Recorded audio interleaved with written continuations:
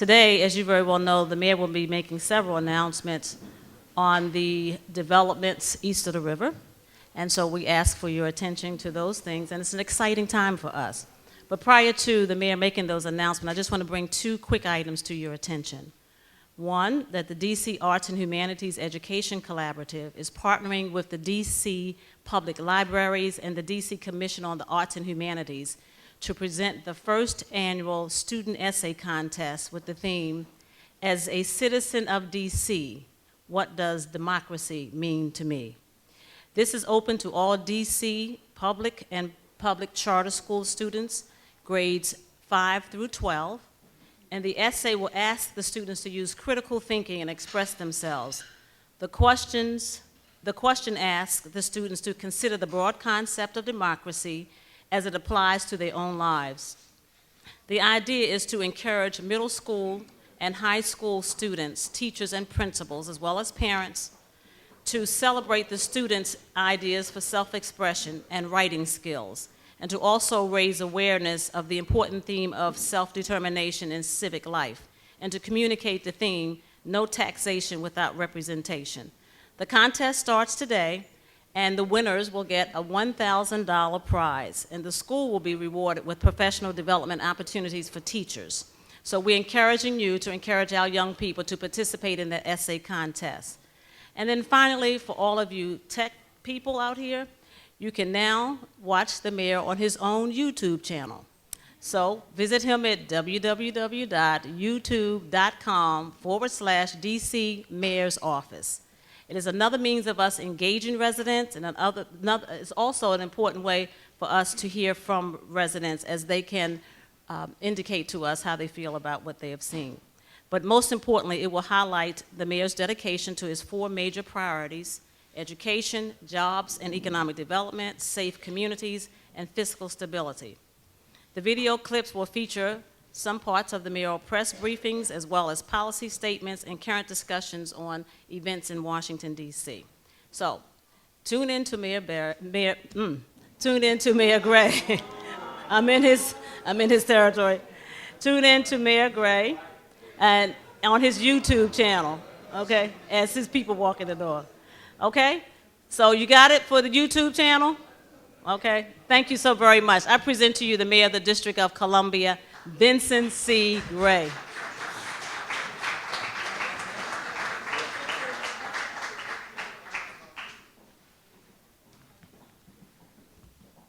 Good morning. We all know some people are mayor for life. I want to welcome you all to Hillcrest and the Hillcrest Recreation Center. It's a special treat for me because I happen to live in Ward 7. I happen to live in this area of the city. So I'm delighted to be here. I try to get to this very room for my Civic Association meeting as much as I possibly can. I want to welcome also the council member, my council member, who represents me. She represents the chairman of the council, and 70+ thousand other people across this ward, and that is Councilmember Yvette Alexander. Thank you for being here, Councilmember Alexander. Today we're going to talk about one issue in particular, and that is yet another opportunity to create jobs, and in this instance also amenities for District of Columbia residents. And I think people know that in establishing our 4 priorities, jobs and economic development happen to be one of the key priorities, the others being fiscal stability, which we worked very hard on. And I think you will see when the audit is released, the CAFRA, the comprehensive audit for the city for the fiscal year ended September 30, 2011, I think you will see that the city is in pretty good shape, despite a continuing stubborn, resistant economy that we are in here in this nation. Also, education. We've done any number of things on the education front, and in just a few weeks we'll be rolling out our continuing effort around early childhood education, focusing specifically on infants and toddlers. I don't have any reservation in saying at this stage that the District of Columbia is an absolute leader in early childhood education. We are the only city in America, to my knowledge, that has a universal pre-kindergarten program, and we're looking now how we move towards expanding our offerings to infants and toddlers, being able to say that we have developmental programs for children who are as young as 6 months of age, along with their parents, of course, will stand us not only in good stead, but I think we will be a role model for the nation in how we work with very young children. And ultimately, to me, that is the answer in how we ensure that increasingly large numbers and percentages of our children actually are successful in education and in our public education system. And then, of course, the fourth priority, in addition to jobs and economic development, is public safety. We're working very hard in that area, not only with Chief Lanier, but with Chief Ellaby under the leadership of our Deputy Mayor for Public Safety and Justice, Paul Quander, who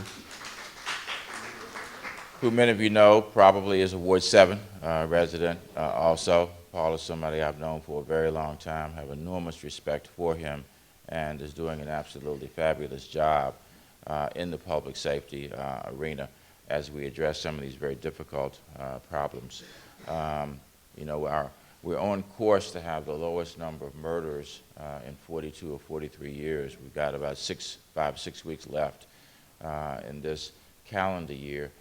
On the other hand, we're working hard to address also what we've seen as an increase in robberies and other violent crimes, especially along the Martin Luther King, Alabama Avenue, Good Hope Road corridor, which we had a chance to talk about the other night over in Congress Heights, and certainly heard some of the horrific experiences that people are having there as well.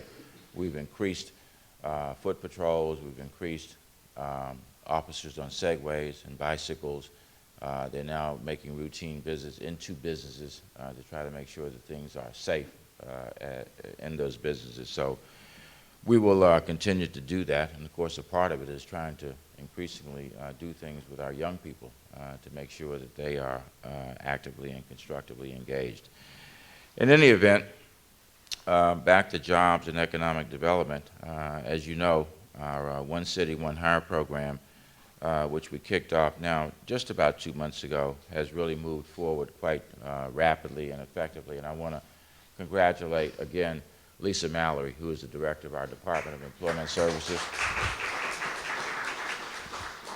I want to make something perfectly clear. I realize that the summer is over, but I will not stop talking about the fact that this year's Summer Youth Employment Program was one of the smoothest that we've ever had in the history of the city, and we were able to do it for $5 million less than the budget. I think we spent, Lisa, about $11 or $12 million, when in fact it has been north of $30 million in years past, and we have addressed that, I think, with an even more effective program.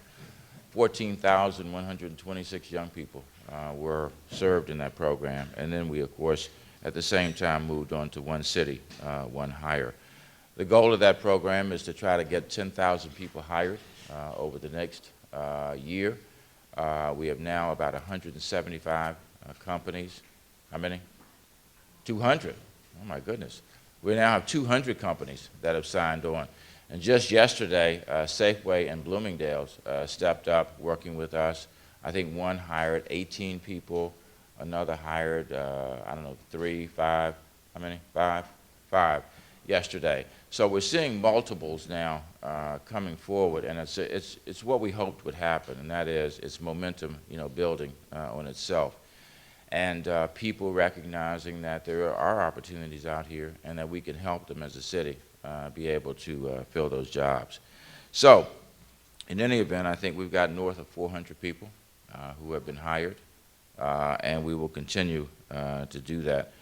I think I'm at DOES 2 or 3 times a week now, up on Minnesota Avenue in one or another way, working with them to make sure that this program is successful. In that regard, today I'm announcing another great partnership that will result in DC residents being hired and economic development amenities that will come to an underserved area of the city. And I want to thank Victor Hoskins, who's our Deputy Mayor for Planning and Economic Development, yet another superstar, in my opinion, who has agreed to come and work in the District of Columbia. And for those of you that don't know, we have a great team working with us, and frankly, I'm extremely proud of them. And if I talk about them everywhere I go, well, you just have to put up with it, because I happen to be very proud of the people who have agreed to come and work with us. We have officials from Walmart here with us today. They're going to join me in making an announcement. We have Alex Barron and Steve Restivo, both of whom are here. I'm going to ask Alex to come up shortly. But as someone who has lived in this community for many years, I, as a neighbor and a resident, know the struggles that we have had with Skyland. And I go in Skyland frequently. I go in the CVS there and you know, buy things. And I recognize that it's been a source of great frustration for the people of this community. And for 22 years, there has been an effort to do something about Skyland. And one of the things I promised when I took office was that we were going to address Skyland. And I have been working now with a number of people for 4 or 5 months to try to find an anchor tenant. For those of you who don't know, the city, at least at this stage, owns the property at Skyland because there was an eminent domain provision that was exercised for the city to purchase those properties. In addition to that, we made a commitment to invest a $40 million tax increment financing instrument into Skyland, all of which hopefully would pave the way to us being able to move forward with the raising and renovation and rebuilding, if you will, of the Skyland Town Center. And as I look out today on some of my neighbors, I want to thank them first and foremost for the perseverance, for the optimism, the belief that we could get to another place. And I think we are moving to another place at this stage. So we have identified an anchor tenant, and that anchor entity will be Walmart, which is going to build and operate a store in Skyland, and we think will be the catalyst that is needed in order to move forward with the reconstruction of the Skyland Center.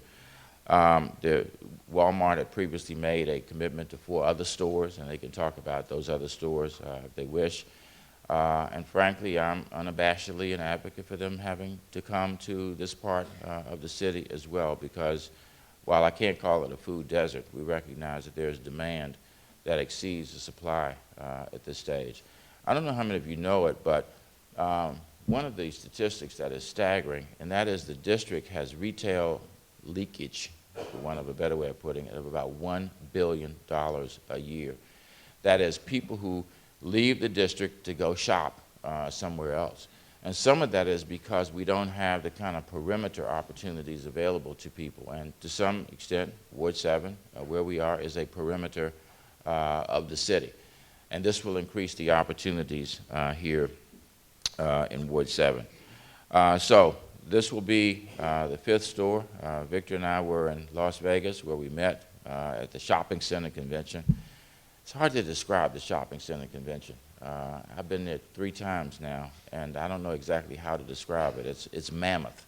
There are 35,000 people who come to this convention, and it's all about cities and jurisdictions trying to work to bring additional amenities there. Councilmember Alexander has been. I don't know whether she could describe it better than I can, but it is a phenomenon unto itself. And anyway, we continued, I guess I should say, the discussions with Walmart there, and have continued those discussions in the most recent past. With the discussions, I guess, going to the highest levels of Walmart, including Bill Simon, who is the Chief Executive Officer of Walmart.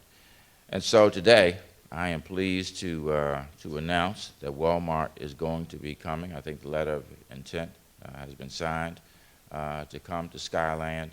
And for my long-suffering neighbors, I think relief is on the way in terms of being able to address the issue of getting Skyland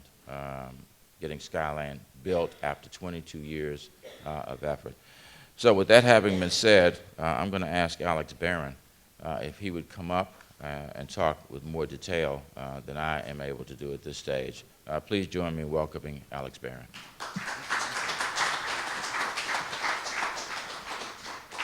Good morning, everyone. I see a lot of familiar faces in the room today, so thank you for inviting us here today.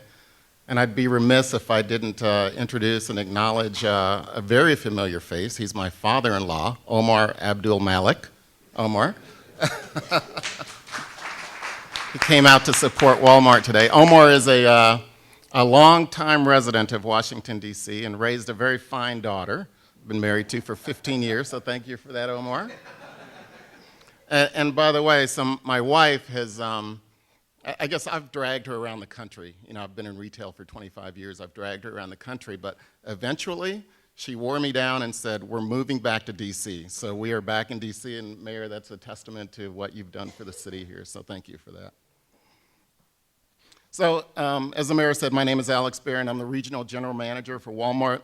I have the pleasure of overseeing 87 stores and approximately 30,000 associates in the Mid-Atlantic region, including the stores that we have planned for Washington, D.C. D.C. is obviously an important market for Walmart. For years, even without a store here, we've worked to build strong relationships with customers, stakeholders, and local nonprofits. It was just about a year ago today that we announced our first 4 stores in Washington, D.C. At that time, we said that we would continue to evaluate opportunities across the city in an effort to help even more D.C. residents save money and live better. Specifically, we centered our efforts on underserved communities, as the mayor stated, in relation to jobs, in relation to access to fresh groceries, and neighborhoods, especially east of the river. Today, Walmart is excited to announce 2 new locations for us, Skyland and Fort Totten Square.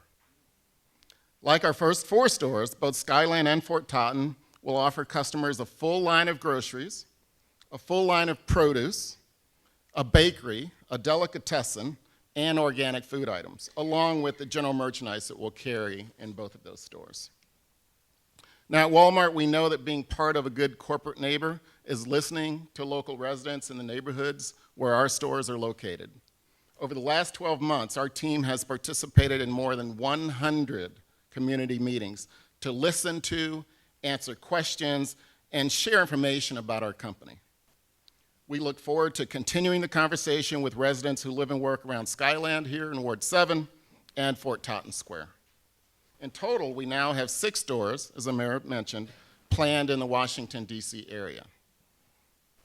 These stores are going to create more than 600 construction jobs and also 1,800 retail jobs, about 300, maybe even 400 jobs per store, depending on the eventual volume that the store will do. At Walmart, as you know, we offer competitive wages and benefits, as well as the chance to build a career. We look forward to opening hiring centers soon, and we'll have hiring centers in each one of these locations. So as we open a store, as we prepare to open a store, we'll have a hiring center as close as possible to the store, and we'll hire the local residents from those communities. At the same time, we'll continue to look for ways to support the communities where we plan to open stores. As a matter of fact, during the last 18 months that I've been in position, we've given $2.4 million to the local communities in the DC area. That's without having one store here. Once we build stores here, we'll continue to give those kinds of funds to the communities so that the communities can serve their residents better. We look forward to being a good corporate neighbor in the district for decades to come, and we're excited to stand here today with you, Mayor, to announce our brand new stores. Thank you.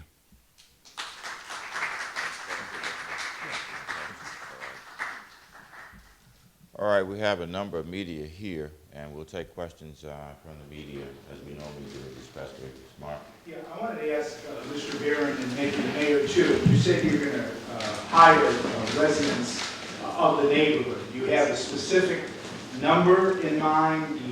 And I do know that people get jobs and then they leave. You can't stop them from leaving. Right. But is there a policy about replacing those people who do leave, who you hired as DC residents, and then they are first hired eligibility in terms of DC residents? Is there a numerical quota, maybe I should use the word quota, goal of how many you're going to hire who are DC residents? And if DC residents leave, where there are vacancies, are DC residents then the first priority to be hired? Yeah, I've thought about this a lot. And My guess is, as we open these hiring centers, we will have local folks who come to the hiring centers to apply for jobs at Walmart.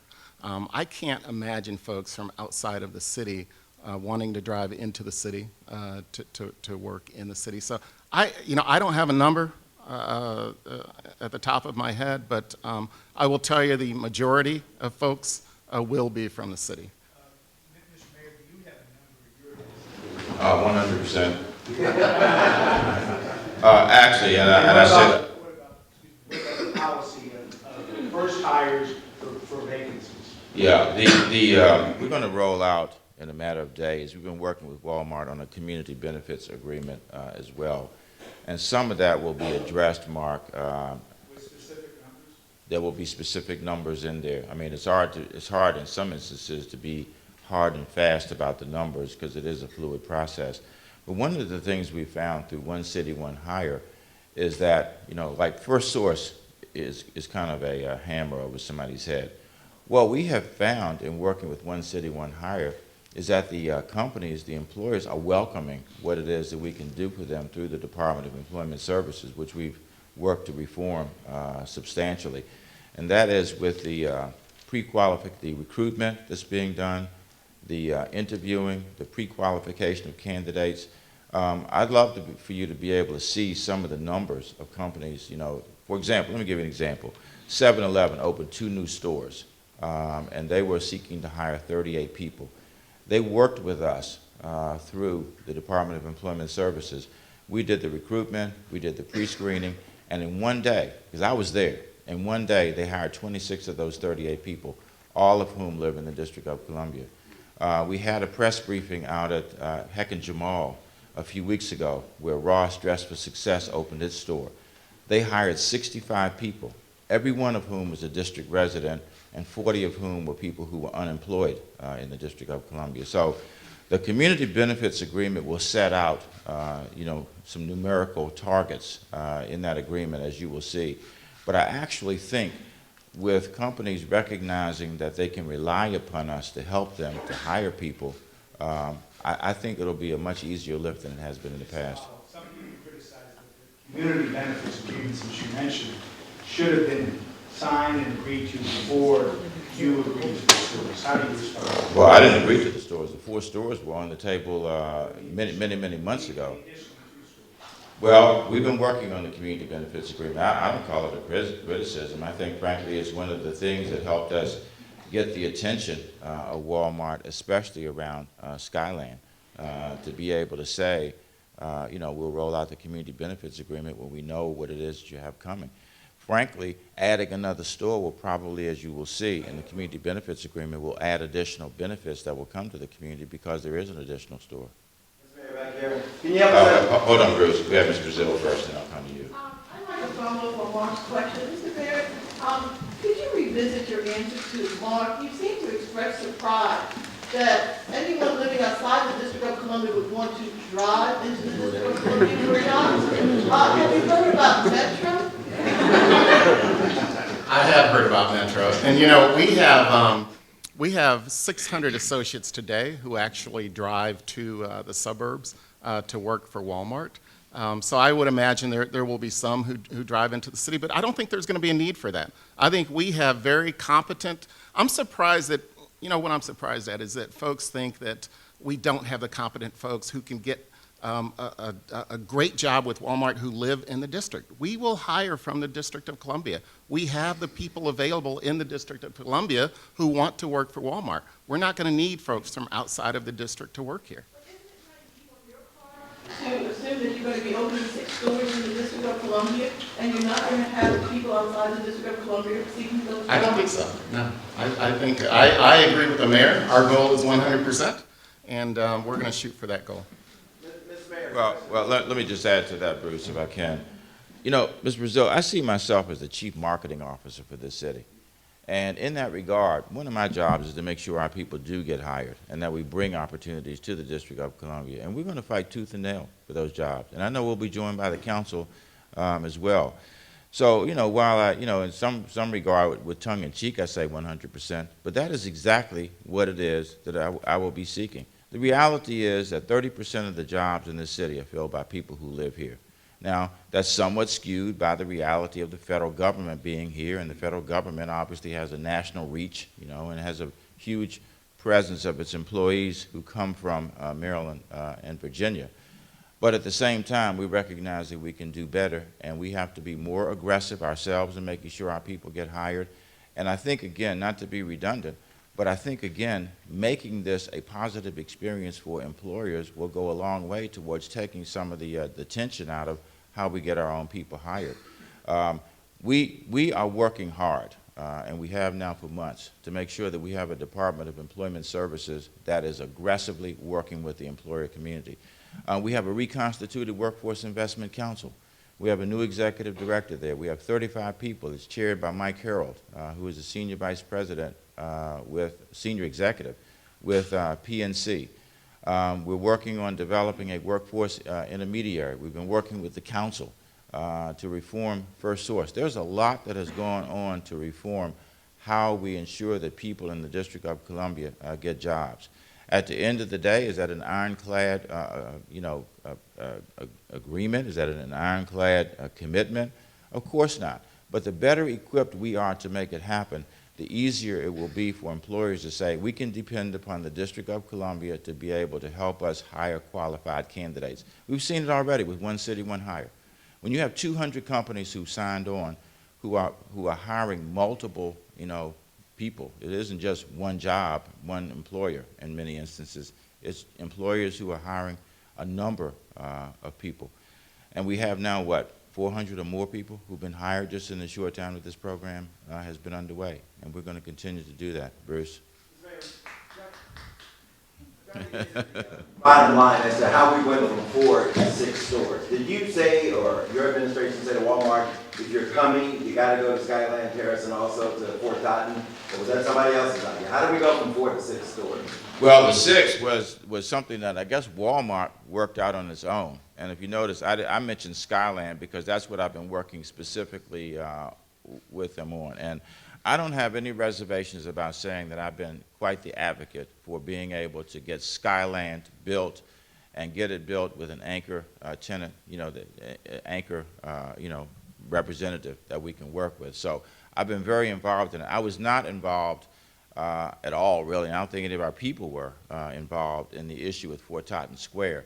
We found out about that just recently, and I'm assuming that Walmart is working with the community there. We have a, let me finish. We have a different situation with Skyland in that we own the property in Skyland at this stage that ultimately will be turned over to a developer, and we have a $40 million TIF, neither of which are, you know, neither of those conditions exist at Fort Totten Square. Although we have, you know, work going on outside of Fort Totten Square where the city is investing money. We'd like to get the Walmart weigh in on this, but a follow-up to you. Was Skyline Terrace a deal breaker for you in terms of Walmart coming into the city? Well, we never got to that stage of the discussion. We were simply trying to figure out how we make this happen. So fortunately, it never came to a point of saying either, you know, do this or we won't do that. It's been a very constructive discussion all along to reach, I think, a very constructive solution. Did you weigh in on Skyline? I mean, how did we go from 4 to 6 stores and Skyline Terrace? I mean, was there a gun to your head? The city say you got to go into Skyline Terrace? No, you know, I started in this position about a little more than 18 months ago, and we started driving around the district at that time looking at sites, and I share the mayor's passion with the Skyline location. I think it's a great location. We had to make the economics work and the financials work, but they will work, and so we are moving forward with that location. And I personally thought it was a great location, absolutely. I personally think it's a great location too. Mr. Mayor, I thought we saw Debbie's hand next. Yeah. two actually. One, if you can give us a timeline on the potential opening for each of the 6 stores. And then the other, Mr. Mayor, have you guys dug down into the numbers to see exactly why unemployment stands so high in 7 and 8? In other words, are these people who have for years and years been unemployed or are newly unemployed and looking for jobs? So it's a two-parter here. Yeah, the last question, as you well know by the way you phrased it, is a complicated issue that has been exacerbated by the economy. Relatively speaking, unemployment on the east end of this city has always been substantially higher than the western end of this city. It is one of the reasons why the city is investing so heavily in education, because if you look at educational attainment, it is far greater on the western end of the city than it is on the eastern end of the city. A compounding factor as well is the fact that the job environment is changing and changing rapidly. If you look at one of the things that we're doing, Debbie, and we're working very closely with the technology community at this stage, because increasingly large numbers of jobs are emerging in that arena. But part of the problem is that we don't have a workforce that is fully prepared for those opportunities. That's why if you look, for example, at H.D. Woodson High School, which we just opened, the new Woodson, at the end of August, it is a STEM school, science, technology, engineering, and math. We also now have a STEM campus. We renovated Langley School over the summer and moved the kids from Emory there and added numbers to the kids there. Langley is a pre-K through 8 school next door to McKinley Tech, which is a 9 through 12 school, and it now creates a STEM campus. It's the first time we've had a STEM campus here in the District of Columbia. And the purpose of this is to get more kids interested in and oriented towards the job market that is emerging over the next several years. And technology is one of those areas. I've told this story a number of times that Victor, myself, and some of his staff, David Zipper, I don't know if David is here today, but he is the Director of Business Development. But we went to a tech meetup back in September at George Washington University and Lisner Auditorium. Now, these folks meet once a month. In that auditorium, there were over 500 people who represent various tech firms in the city. They presented a variety of apps that they were working on. And at the end, the gentleman who was the moderator, Pete Corbett, asked how many people were hiring in that room. 250 or more hands went up, and some of them were hiring 3, 4, 5 people in the technology arena. So, frankly, for us, a part of the unemployment issue is watching a changing world and trying to make sure that we equip our people for the jobs that are emerging. We've even started to look at the east side of the St. Elizabeth's campus as a place to have a concentration around technology and maybe create a tech incubation opportunity there as well, which obviously makes sense to have it right there in Ward 8, where unemployment is at some of the highest levels. And if I could get the potential opening date. Sure. I'd like to open them as soon as possible. However, I will defer to my partner here, Steve Restivo. He represents and communicates a lot more with the real estate group and the construction group. So, Steve. Sure. Hey, good morning, everybody. So for 5 of the 6 stores, we're looking at 2013. For all the reasons the mayor cited, I think Skyland is a little bit different, and so I think once we have a site that we're ready to build on, we'll be able to share a more specific construction, hiring center, and grand opening schedule. Okay, what about? You know, a couple things I should have mentioned. Excuse me. A couple things I should have mentioned about Skyland too, and that is we've got other development that's taking place. We've got a market, I guess I should say, Victor. If you could come up and talk a little bit about what we're going to do there. And that is in the foreseeable future. So there will be other efforts around Skyland. This is the catalyst to get this moving, but you know, the other effort that's underway is to try to settle on the price of parcels that are still outstanding, because some of you may remember, I know the folks who live in this area will remember that there was substantial litigation around Skyland. And we have settled a lot of those cases. We settled the biggest one, is that right, Victor? The one? We're down to 2. So why don't you come up and talk about a little bit about some of the other efforts? Yeah, I will make this very brief. We are currently in the process of settling litigation, our Office of Attorney General. I'm not going to go into much details, but we are down to 2 cases that, frankly, we think they're going to fall favorably. And then we are set to deliver the site to the developer in about 14 months. That's the first quarter of 2013. So it's going to lag behind the other Walmart sites, but it's because of what happened in the past. When we walked in the middle of this, when the mayor presented me with this challenge, we spoke to the attorneys, and they were thinking 6 or 7 years as a process to unwind all of this litigation. But that wasn't an acceptable answer to the mayor. So we sat down with the team, and Irv Nathan, I don't know how many of you know Irv Nathan, but he's assembled a tremendous set of people, including Susan Longstreet and others, and they got down in the details on these things, and they have worked them out because they know how important these jobs are to the community. Some of the interim things that we're going to be doing during the Christmas holiday, they will be selling Christmas trees on site. They will also be doing a couple of holiday markets, and then the first quarter of next year, there will be some demolition starting, and it's a complicated process because we have to do some foundation work, some sheeting and shoring in order to make sure that things don't collapse once we do demolish. But long story short, we are well on our way to delivering this to the developers and to Walmart. And you know, one of the things that Victor said, let me underscore, and that is, it isn't as if something is going to start in the first quarter of calendar 2013, which is about a year from now. It means that that site will be then turned over to the developer for moving forward with the development of the Skyland Town Center. And what that means, that includes, is that it will be a clear site at that stage. Everything will have been raised and moved forward at that point. We're taking questions from the media. There's some people in this room who I recognize. If you're not among the media, I ask you to put your hand down. You can ask us questions afterwards. Patrick?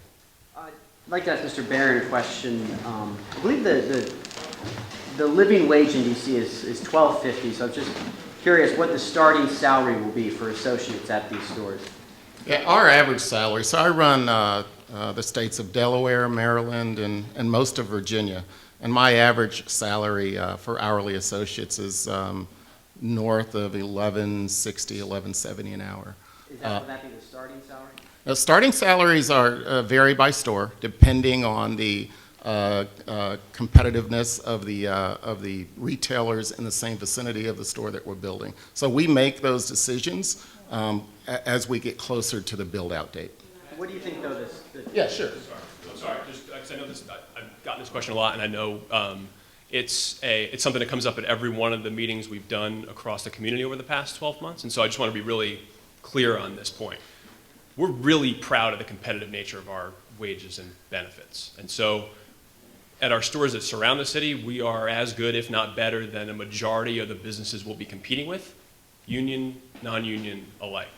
And so our stores in the city, while we don't share starting wages for proprietary reasons, we feel like our wages will be really competitive, and the jobs as a whole will be competitive as well, and will give folks the chance to build a career.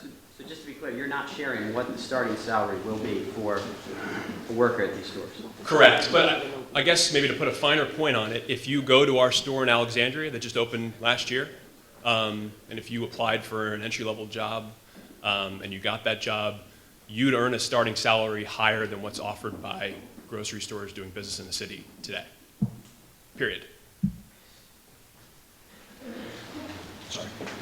We take a minute to recognize that we've been joined by the chairman of the council. I'm going to ask him if he would come up and say a few words. One of the things that he, Councilmember Alexander, and I share is that we happen to all be residents of Ward 7. So beyond knowing this from the policy perspective, we also know it from the personal perspective. So I'm going to ask Councilmember Alexander if she would come up as well. But first, we'll hear from our council chairman, who I came onto the council with. Was it 6.5 years ago or 65 years ago? But some days it feels. Please join me in welcoming our friend and our neighbor, Council Chairman Kwame Brown.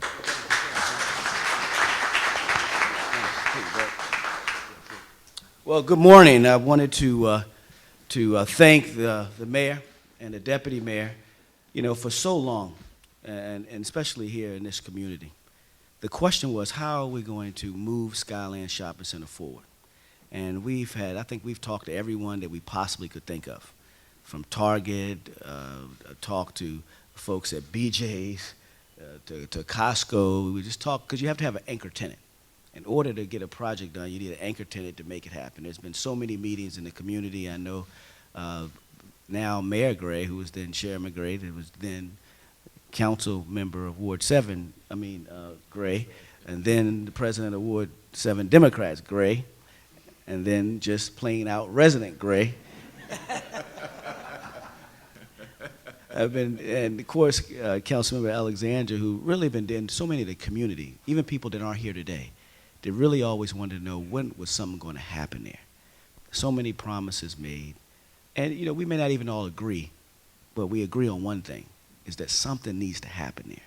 And to say that Walmart is coming to be a catalyst to kick off the development so we can really have a mixed unit development that's not only going to bring housing, but retail and additional shopping opportunities, not just with Walmart, but restaurants and things and amenities that we've been waiting for a long time. I think that that's what it represents today with Walmart announcing with the mayor that there will be an anchor tenant. And when you get an anchor tenant, there's so much that comes along with that. And I think that so much that comes along with that is so important, because what residents want to know is just not shopping at Walmart. And I know that you want us to all shop at Walmart, but it's really, but it's a lot bigger than that. It's about other amenities that are going to come to our neighborhood and come to our community. And to know that Walmart is going to treat people with respect, making sure that they hire local residents, bring jobs, and make sure that the store's development is conducive to what the community wants. We're not going to just slop a nasty looking Walmart store. It's going to be first class. It's going to be all green initiatives. It's going to be things that's going to make our community better, but more importantly, to kick off the overall development of this particular area. And so professionally, I'm excited to see that we're moving forward. Personally, you know, for those neighbors who I know who go shop all outside of the District of Columbia, they have to drive across the Sousa Bridge, or it goes to Maryland. You know, people are just tired of that. They want to shop and eat in their neighborhood. And I think this representation of Walmart coming to this district really represents things that are to come along with it, which is important. So we expect jobs, we expect using local businesses, but more importantly, we expect Walmart to respect our community and our city, and to make sure that any resident and all residents that are working there are treated with dignity and respect, whether they're a male, female, it doesn't make a difference. And that's what the expectation is, and I'm glad that they've stepped up to the table to make that commitment today. And Mr. Mayor, thank you, and your deputy mayor and the whole team. There have been a lot of people working on this project for a long time, but I think it's one team that's at least started to kick it over the finish line, because until there's an anchor tenant, there's no development. Let me be very clear on that. We've been trying to get an anchor tenant for so long, and with no anchor tenant, there's no development. So I got tired, I know you did too, of coming into this center right here on Saturdays when the Hillcrest Civic Station meeting, talking about we're getting there. We're getting there. And they said, when you have an anchor tenant? Well, we're getting there. And the residents even know if there's no anchor tenant, there's no development. And now we have an anchor tenant, and we're looking forward to a wonderful development that's going to really serve this community well. So congratulations, Mr. Mayor and Councilmember Alexander. Your hard effort, I know that you're dealing with the residents every single day. And let's be clear, it's not that it's not that everyone agrees on everything all the time, but we agree that it's time to get Skyland done, and this is the perfect way to be able to do that. So thank you, Mr. Mayor. Congratulations to you and your team.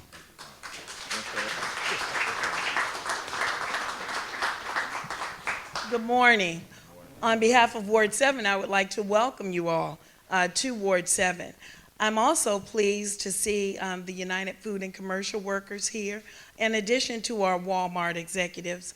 I think it's really important that we all work together, because if anything is certain, the one thing I hear from my residents is, when can we get a job? A lot of our Ward 7 residents are unemployed. The one thing I hear from our residents is, when are we going to get the quality retail and the affordable housing and the development that I see all over the city? When are we going to get that in Ward 7? Well, with our mayor's leadership, our chairman, our Walmart executives, I'd like to say thank you. And I'd like to say that this is the first step, that we have a lot of work when I look around the room that needs to be done, because I'll be perfectly honest with you, some people are supportive and some aren't.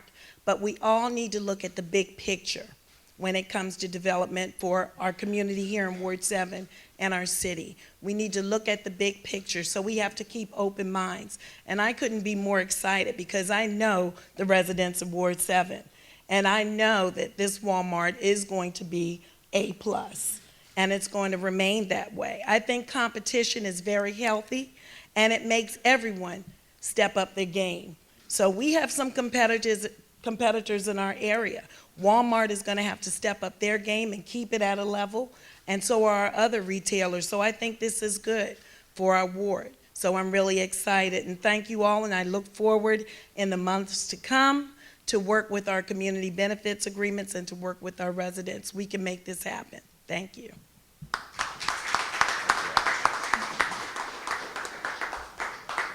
All right, we'll take 2 or 3 more questions. Yeah, who are you with? Liz Farmer, Washington Examiner. I can't hear you. Liz Farmer, Washington Examiner. Okay. How much has the city spent so far acquiring Skyland, and what are the terms of the lease agreement with Walmart? The terms of the agreement, some of that will be rolled out as a part of the CBA, and I'll ask the Walmart folks to speak to that because their relationship is directly with the developer. In terms of the property that's been settled on, I don't know specifically. We'll get that information to you. But one of the things that has been contentious for a very long time was when the city exercised eminent domain, there were some very, in addition to people saying that the taking was not appropriate, that's been settled. That was settled a long time ago. There were differences in the view on the part of the owners in the city as to the value of that property.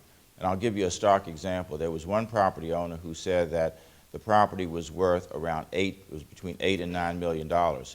We said 1.8 or $1.9 million, and the court ultimately agreed with us on the 1.8, $1.9 million. So a lot of the negotiation and time spent has been getting to numbers that we thought were reasonable around the value of the property up there. There were studies that were done. Some of this stuff has gone to the Court of Appeals because decisions have been made in all of these at the lower court, right, Victor? And now we have 2 that are still outstanding at the appellate level.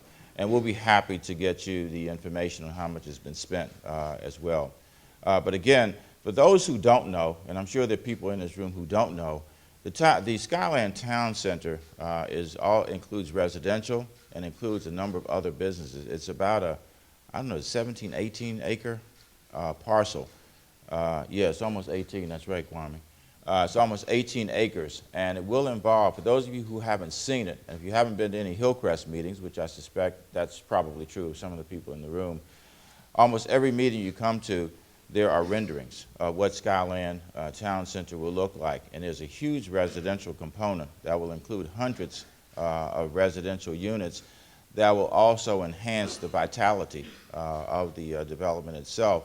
And like so many other developments at this stage, also will, I think, enhance the likelihood of success of the retail components that will come there. If you work with the Deputy Mayor's office, we'll get you the information that you need. Not to change the subject, but I want to, because you're both up there. Both the chairman and the mayor released a statement today regarding Representative Vice's proposal. But you did change the subject. We'd rather that you not until we get through this, okay? We'll come back. I'll come back to that. I'll come back to it. I'll come back to this. Yeah, sure.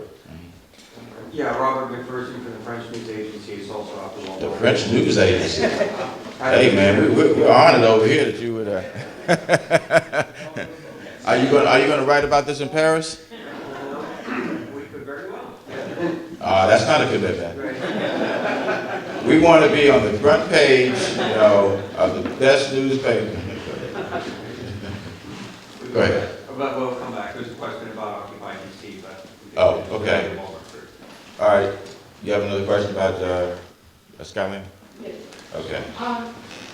With Walmart opening 6 stores in the District of Columbia, have you or your administration, excuse me, expressed any concern about the impact on existing retailers in the District of Columbia? I would ask Victor to address that, but frankly, I don't think with in all cases, but a number of these stores are being developed in areas where we have food deserts. You know, I think the one in Ward 7 is out on the perimeter. Well, let me finish. Capitol Heights has almost nothing there, and you know we have a Safeway here in the Skyland area, but I think there's a view that, like in so many communities, it gives people choices, and they tend to shop in both. I'll tell you something else also. As somebody who lives over here, there's been a concern about where you have only one entity doing something, that there isn't a lot of incentive then to continue to upgrade and pay attention to quality. And I think having a couple of people doing the same thing, like in any competitive environment, it will encourage people to make sure that they bring their A game, you know, for whatever it is that they do. Victor, have you looked at any of the others?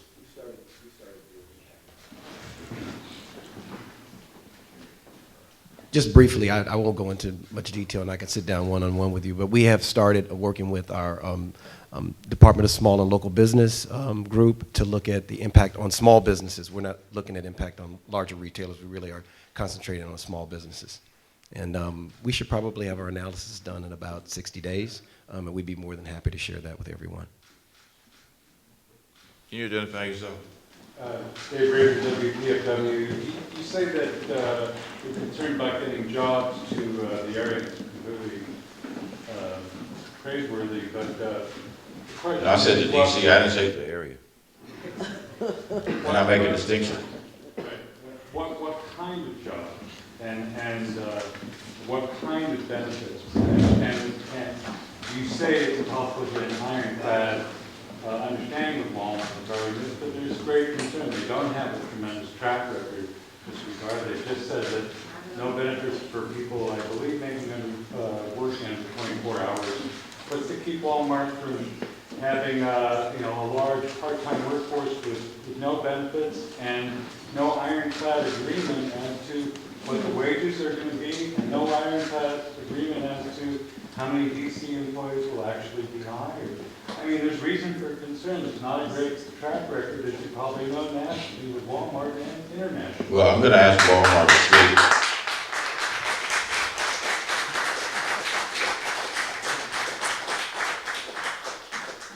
How many people here live in Hillcrest? Okay, I'm glad that we've got a lot of people from Hillcrest here, because I think they know the issues, you know, about what they experience every day in terms of, the absence of amenities versus other areas of the city. I'll ask Walmart to address it, but there's certainly been a lot of work done to look at Walmart's benefits programs, Walmart's wages at this stage in comparison to other competitors like Target, like Costco, like some of the others that, do similar kinds of things. Also inherent in your question, you asked about what kind of jobs. I think I spoke to a broad spectrum of jobs. It isn't just Walmart, frankly. I talked a great deal earlier in this meeting about what we're doing with technology. There are a lot of people, sir, which you probably know, who have a limited skill set, and they have no job at this stage.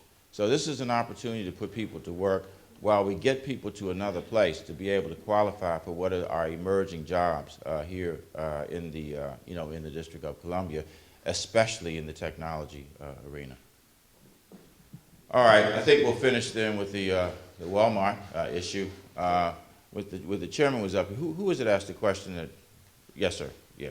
Well, I just wanted to get a little more thought from both of you on the thinking that you went through developing the statement that you released on record as Representative Vincent for kind of much of the time. Well, as you might imagine, it was an agonizing situation. First of all, I want to commend.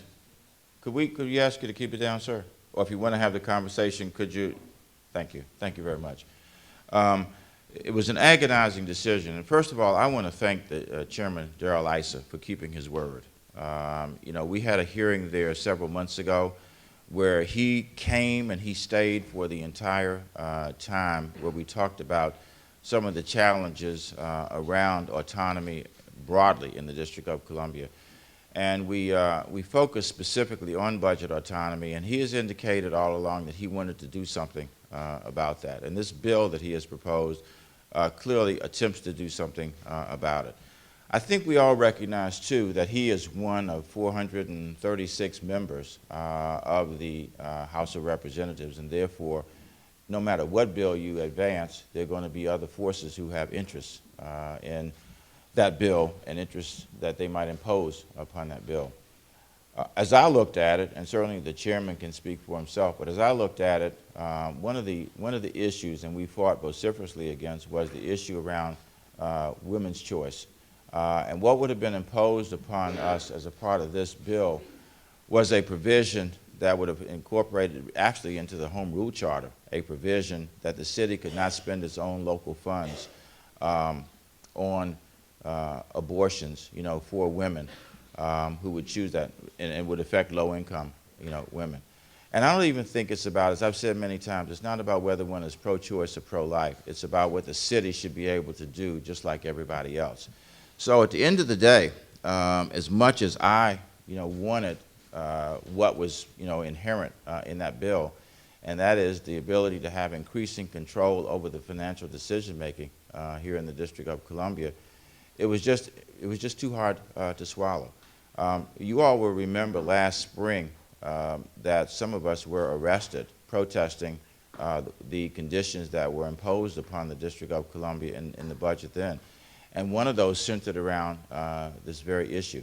So while we have a rider, you know, on the budget now, this would have incorporated into law the prohibition against us spending those funds. And frankly, for some of us, we also wanted to know, what does this mean in terms of other riders? Are we then going to be subject to people, you know, imposing other riders that will be incorporated into permanent law in the District of Columbia? And we couldn't get any guarantees that that wouldn't happen either. So for me, at the end of the day, I want to personally thank Chairman Issa again for stepping up. We look forward to continuing to work with him. But the conditions of this were just too hard to swallow for me. Well, let me, I don't want to take too much time, but let me also thank Chairman Issa. I think at the end of the day, people understand that budget autonomy is important and relevant. They know it's absolutely wrong that the federal government closes down and the District of Columbia needs to close down. They understand the importance of allowing us to actually spend our own money. I think that as you look at what comes along with that, was just too much to be able to swallow. But more importantly, say, you know, you say, okay, well, will you give up this for that? We don't know what the rest of it is.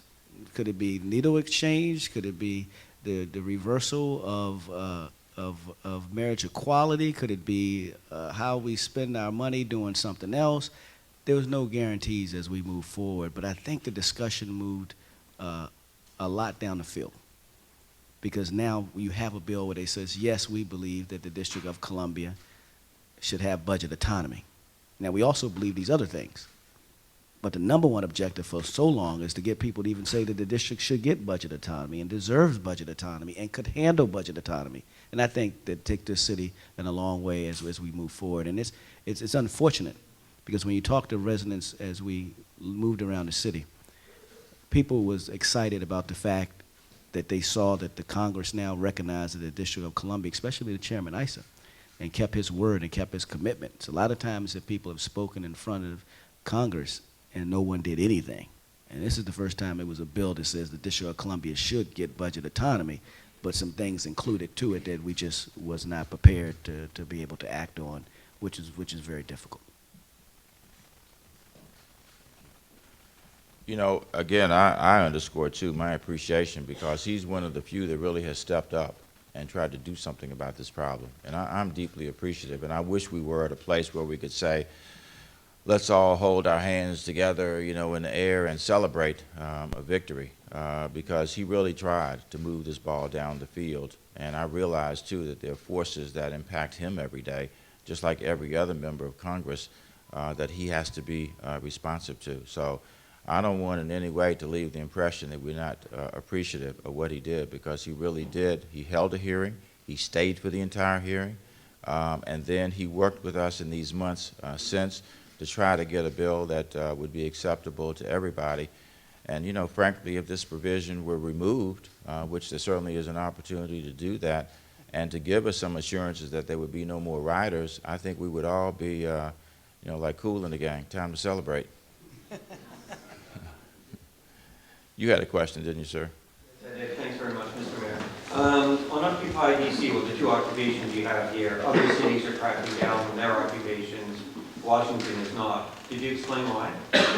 Well, we've tried to do what seemed to be appropriate.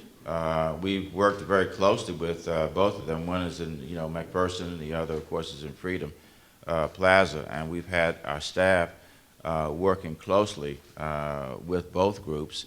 And, you know, we've made it clear, you know, in terms of the conditions that were important to us, and that is not interfering with the normal patterns and routines of life of people, not putting people in any kind of dangerous situations. We recognize that there are certain First Amendment rights, and we've tried to be, you know, cognizant of that, sensitive to that. And so it's a very delicate balance that we have here, and we've worked very hard with those in the Occupy movement to be able to maintain that balance. A couple of weeks ago, we had a situation, of course, at the convention center that was not one that we found acceptable, and we've tried to work with the people in the aftermath. I don't think we've seen anything like that since. Paul, I don't know if you want to come up and speak to it. Paul has been very involved, as well as Pat Burke. Pat, you want to come up and speak to it? But I really want to commend our public safety people. You know, we've seen, I don't know how many different cities there now internationally that have Occupy movements, but I really think the work that's been done here in the District of Columbia to maintain order while recognizing the people's right to assemble and express their views, that balance for the most part has been struck in a very reasonable way. Good morning, Chief Burke with Metropolitan Police. And first of all, as the nation's capital, we deal with First Amendment demonstrations every day, and I think we do a fantastic job. The easy answer to your question are the 2 areas that are being occupied in D.C. are federal park service areas. So we work very closely. In fact, we met a couple times this week with Chief Chambers, United States Park Police. And once again, I think the key word mentioned was balance. Obviously, we want to make sure people are safe, but we also want to ensure that conditions are sanitary and there's no injuries or any other types of events occurring in these areas. So we'll continue to monitor it. It does take some police presence to do so, but we've had good relationships with a number of our people in D.C. We'll continue to work very hard with our federal partners, United States Secret Service, United States Park Police, to make sure that everybody's safe, but respecting the law at the same time. Sir. You're up there. Yesterday, one of the marches that they did, they had probably 8 or 9 police cars escorted throughout the city, and there's multiple marches a week.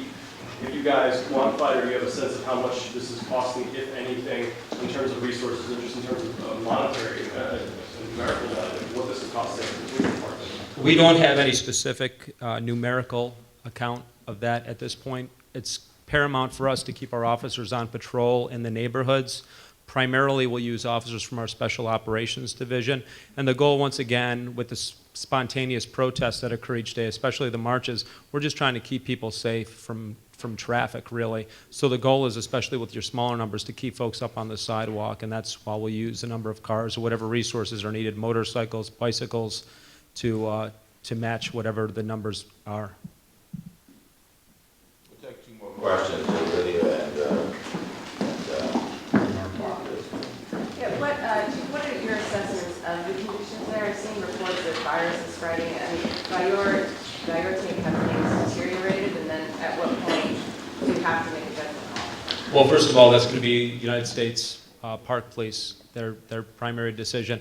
But there are concerns about obviously anything from heating utensils to generators or anything that could cause any type of injury. So that's something we're continuing to monitor very closely and work with the folks in these parks. And once again, it's a collaborative effort and cooperation with the folks that are demonstrating in the first place. And Mark? I wanted to go back to a question about ICE. This is a dilemma that will always face the district to advance, you have to compromise. You didn't mention the gun bill last year. 23 Senate Democrats voted against the District of Columbia. Mr. Mayor, philosophically, not to get abstract, is there a moment where you have to compromise to get certain things like voting rights, budget autonomy, legislative autonomy, and then get that in terms of a strategy, and then go back and try to, in some way, maybe undo that, the take of it? Because it seems to me, and I've watched this for so long, is that you can't even count on Democrats. So at what point do we ever advance if the district isn't prepared to compromise on deeply held philosophical views? Or is this the situation that just continues? Well, I think we recognize, Mark, you as much as anybody recognize how long we've been living with this. But I think you'd also have to acknowledge how far the ball got moved down the field at this stage. It's wait a minute. It's much further than we've ever have been. I don't know that there is a finite point. I think we know a poison pill when we see one or when we taste it. And that's what happened with the issue around guns, where our gun laws would have been stripped away and our legislative body would no longer have been able to even legislate on guns. This is an issue that we've stood up for. We've stood with people around. Some of us have said this was a principled view. I do agree with you. I think that so much legislation ultimately is a compromise, and I think all of us will know when we reach that point. And I guess on this end of it, we feel like we hadn't reached that point. I know chairmen are autonomous and they like their own independence, but in terms of your own activism, what about calling Eric Cantor, who went to undergraduate school here? What about calling John Boehner, who you've met, and ask them to ask their chairman? I'm looking for a strategy and a personal involvement by you to remove that and just get the Republican Party just in a Machiavellian way. They can take credit for budget autonomy where the Democratic Party never did when they were in the majority. There were bills for budget autonomy that were never moved by Adolphus Pounds. They sat there in the committee with no riders when the House and the Senate. So it's not like the Democrats have been wonderful either. I agree. I agree. But what about that act? And then if I want to follow up. Wait a minute. Go ahead. Wait a minute.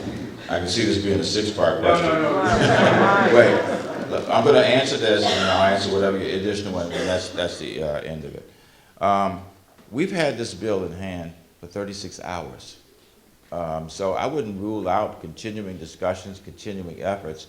But given the fact that Chairman Issa indicated he wanted to mark up the bill on Thursday, which was a timetable he established, we felt that it was important to be able to give a response back in terms of what we see as the positive sides of this bill and what we see as the problem sides of it. There's obviously continuing room for discussion. I think we are committed to continuing the discussion in places where we think it might make a difference. And it's not lost on me either that irrespective of which party has been, the dominant party in Congress, we haven't made any progress at all. So I'm glad that the city is willing to work with, national legislators on this issue, and obviously we have a Republican leader in this instance who is trying to work with us to be able to move this ball down the field. So we intend to continue with this. We've been working with this certainly since I've been in office. This is something that I've been working very closely with Mark, and we'll continue to do that. Now, last question. The very last question. You said on the steps of the Wilson that you agreed with the strategy, which would be a test vote for statehood in the Senate. How serious are you about that? I realize it won't pass in the House, but only one Democratic senator voted against voting rights. That was Max Park. They are presently in the majority. How serious are you? Congresswoman Norton said, yeah, she talked to some postmasters. How serious are you about actually moving that test vote? I actually have had a conversation with a number of legislators just this week. I spoke with the majority leader, Senator Reid, just the other day, who said, I have been for a very long time a supporter of statehood. And we'd like to be able to see that demonstrated now with action. We know we're in this for the long haul. But again, while I'm disappointed with this particular measure that contained elements that I personally do not support, I do think the ball moved down the field, and we got something to work. That was the last question. Thank you, Mark.